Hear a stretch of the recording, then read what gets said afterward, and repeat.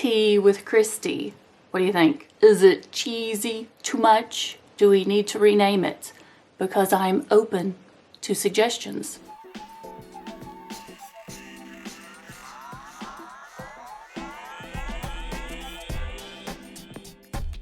Welcome to episode 4 of this new series that I started. It's a hybrid, a vlog and a podcast.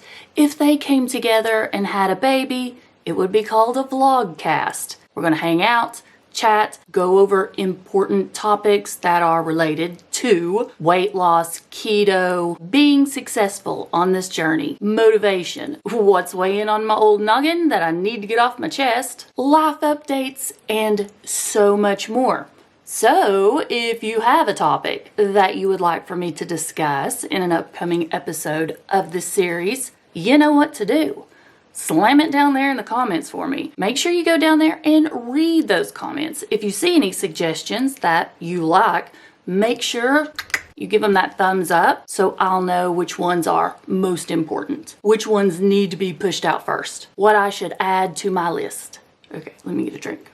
If this, hanging out, chatting, me just spewing all of the things that are in here and sharing them with you is your cup of tea, and you somehow missed episode 1, 2, and 3, I'm going to link the playlist for you in the cards and down in the description box. Go get caught up. And if you're just discovering me for the first time, I'm a lot to take in. I know. But I would truly love to have you over here as a part of my YouTube family. Let's get this episode started. Up first today in this segment is something I'm going to call Take the Picture. And it just so happens to be a lesson I learned the hard way. Honestly, I feel like the universe has been nudging me to talk about this for a little while. I firmly believe that this message today is meant to reach somebody so that they can change it up and break this pattern. I know you've heard the phrase, money can't buy you happiness. Well, unfortunately, the same is true for the number on the scale. Let me repeat that. It doesn't matter what size you wear. If you aren't happy now, you won't be happy when you reach that goal either. It's this false belief. A lot of us try to fool ourselves into thinking, I'll be happy when, and then fill in the blank. And if you're hanging out over here with me, it's probably got a lot to do with losing weight, or at least mine did.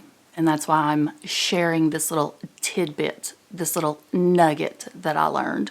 I wasted decades telling myself I'll be happy when I'm a normal weight. I'm no longer obese, when I'm normal by society's standards. Likely not something that you wanted to hear if you've got that reoccurring loop in your head that's telling you that you're going to do all the things when you lose the weight. Ask for the promotion, go back to school, take the vacation, go to the amusement park. When I talk about this, it hurts my heart because I think about all the time I've lost, the moments I missed out on, and sadly, we don't get a do-over in life. So right now is about the time where several of you are going, but Kristi, why are you calling this segment Take the Picture? It's because that's one of my biggest regrets. Never being in any of the pictures. I always made sure I was behind the camera. For the first 11 years and the first 6 years of my oldest 2 children's lives, I was over 330 pounds. There are very, very few photos of me with the kids when I was that size. You can probably count them on one hand. I can promise you, your children, your loved ones, your friends, the people that care about you most aren't judging you, so take the photos.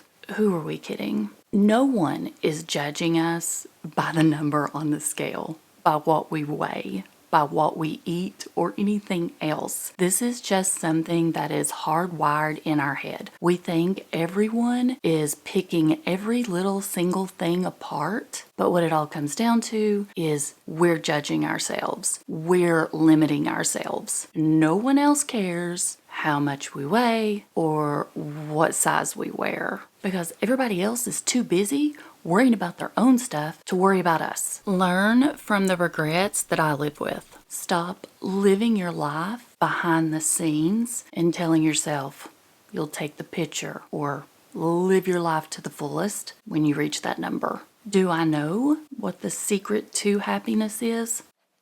No. Maybe the secret to happiness is not living with regret. Now, the reason I felt another nudge to discuss this topic today, right now, while I'm filming this very video, it's my youngest daughter, Briley's 15th birthday. I was scrolling through my phone through the thousands and thousands of photos that I have, and I realized that last year on her 14th birthday, I was yet again behind the camera. That's not going to happen this year. I'm handing that camera off to someone else and I'm going to say, take our picture. Because not only do I not want to live with regrets, I want them to have something to look back on. And although I'm not 330 pounds anymore, decades of being behind the scenes, well, you know what they say, old habits are hard to break.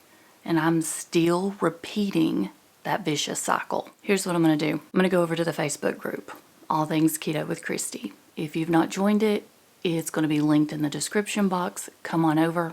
I'd love to have you. I'm going to start a thread and we're going to share. We're going to step out of our comfort zone, even if it's just baby steps. Post those pictures. We're going to break this habit together. We got this. Well, I managed to talk so long that my tea got cold. For my next segment, it's going to be part educational and part update. I get mixed reactions when people find out that I was diagnosed as a type 1 diabetic 2 years ago at the age of 47. You can become a type 1 diabetic or a type 2 diabetic at any point in your life. Type 2 is a metabolic disorder where the cells in your body don't respond normally to insulin. So you're insulin resistant. Your pancreas is still producing insulin. It's just not sure what to do with it, or it's just not using it properly. Type 1 diabetes is an autoimmune disease. What happened was my body got a little confused, attacked the cells that make insulin, called beta cells. So now my pancreas no longer produces insulin. There is no cure for type 1 diabetes. For the rest of my life, I will have to continually monitor my blood sugar levels and then inject insulin as needed. With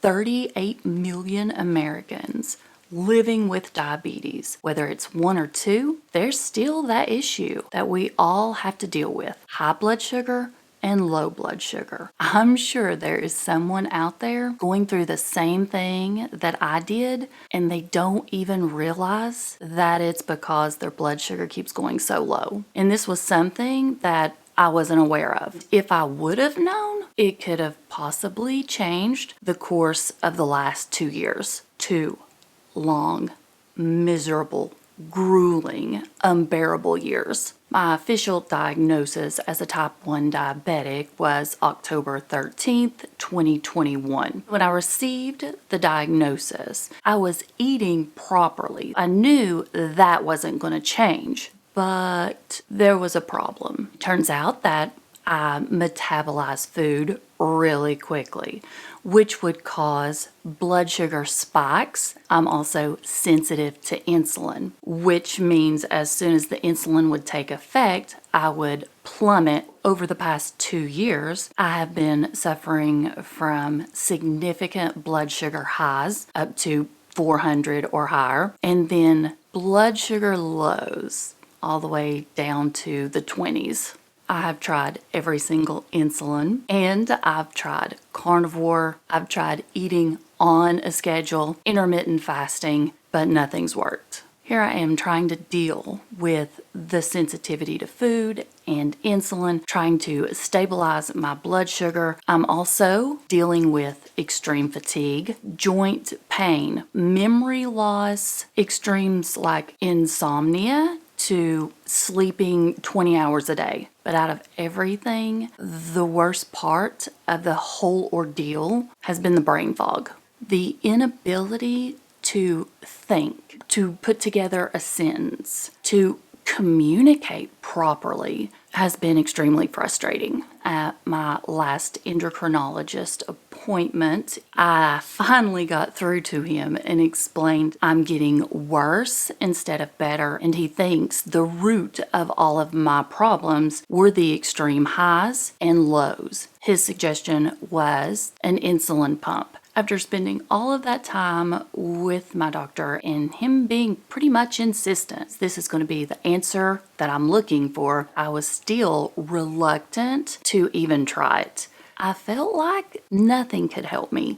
This was how I was going to be forever. I have absolutely no problem admitting when I'm wrong, and thankfully this time I was wrong. And to say that it has been a game changer for me would be the understatement of the century. Have I mastered it yet? No. I was already informed the first month was going to be a little rocky. Now for the part that I wasn't expecting. Blood sugar lows. They went away immediately. I've had highs and lows every single day since my diagnosis. But now all of a sudden, no blood sugar lows, meaning I'm not going below 70. And what I did not realize, the blood sugar lows, they are what has been causing me to have the brain fog, the fatigue, the lack of concentration, the aches and pains. I'm not sure why having chronically low blood sugar causing health concerns isn't talked about more. It's just beyond my understanding. At no point did anyone ever say to me, well, it's because you're having low blood sugar. That's why you're having this laundry list of symptoms. Day 3 on Omnipod, my mind was clear. I felt back to normal, as close to normal as I can. I decided to do more research because my brain was working. When I looked up chronically low blood sugar in type 1 diabetes, so that I don't miss anything, I'm going to read it to you. And I'm getting this from Healthline. There was multiple articles and research that was available. Symptoms of brain fog in type 1 diabetes. It can affect people differently. Some might experience minor cognitive impairment, whereas others might be unable to function or think clearly. That was me. Brain fog symptoms associated with diabetes can include the following: fatigue, irritability, dizziness, confusion, memory loss, difficulty solving problems, trouble finding the right words, inability to process information, inability to concentrate, feeling as though you are moving in slow motion. I had every single one of those symptoms for the past 2 years. And what it all came down to was me having low blood sugar multiple times a day. If I would have known that the pump would have been able to take care of those blood sugar lows, I would have went on this machine day 1, 2 weeks in to no longer having blood sugar lows. And I feel like there is finally hope for my future. Look into all of the issues that can be caused by having low blood sugar. An insulin pump may not be the answer for you, but if you're having any of these symptoms, make sure you talk to your healthcare professional. And if they're not giving you answers, if they're not giving you options, keep pushing. Be an advocate for yourself. If that doctor's not working, then look for another one. You don't have to settle. There's always hope. Don't forget to share this video. Make sure you push out this information. The more activity that surrounds it, whether you're liking, commenting, sharing, or even subscribing and hitting the notification bell, it lets YouTube know this is important, something people might be interested in, and education is key. I hope everybody's having an amazing day. Bye.